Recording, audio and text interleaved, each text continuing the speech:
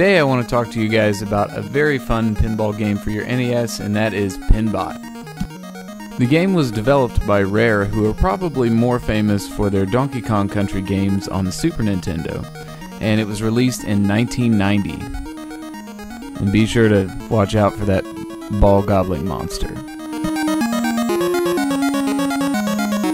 I really like the cover artwork on this one, and the manual, although it's, nothing fancy, does a pretty good job of explaining the various objectives in the game.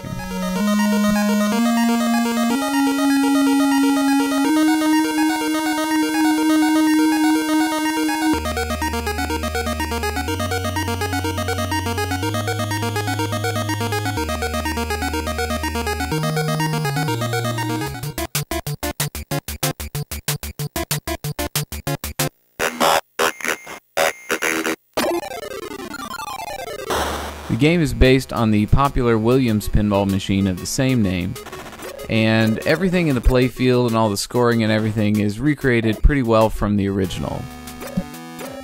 This is one of many video pinball games created in the late 80s and early 90s, about the time that video games were really coming into their own. Pinball machines were still very popular at this time, and most of the video pinball games seek to recreate the experience and add a little bit of extra flair that you can only get in video games. The additions in Pinbot range from the very simple, like changing the color scheme once certain objectives are met, to the more complex, such as a plane arriving to grab the player's ball or missiles dropping onto the playfield and these sorts of things.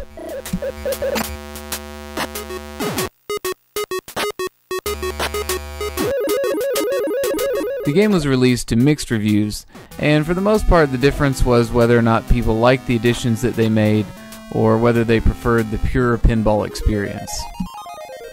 And to be honest, I think if you're going to have a video pinball game, you should probably add a little bit to the original machine and do some things that video games can do that pinball machines can't.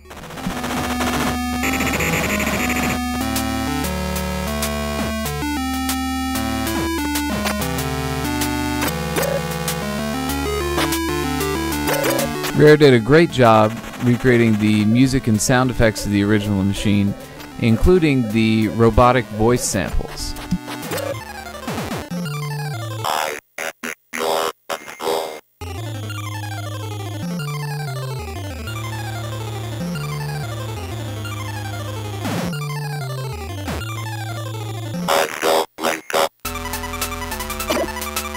And of course, one of the most fun parts of any pinball machine is the multi-ball.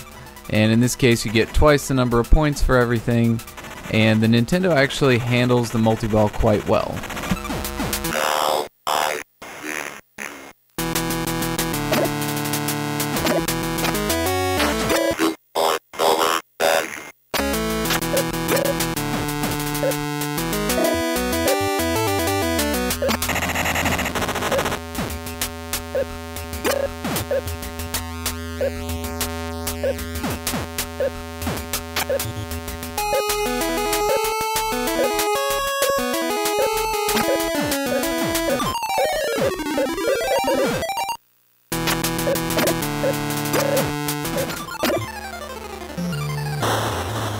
I have a couple of small complaints with the game. The first is that the flippers are always at the bottom of the screen. You can see when you sort of scroll up there, they remain at the bottom. And I think this is fine, but it's a little confusing when the ball comes down quickly to tell exactly where it is on the machine, so you really have to keep an eye on things.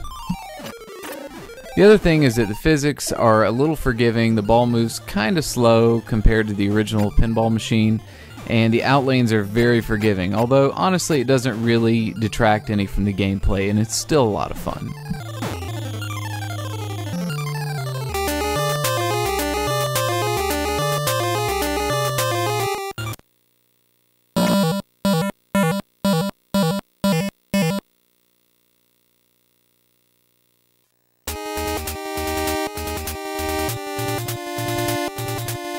All in all, I'd say this is a fun game and one you should definitely have for your Nintendo, and it should only set you back about $5 for a complete copy with box and everything, so definitely worth checking out.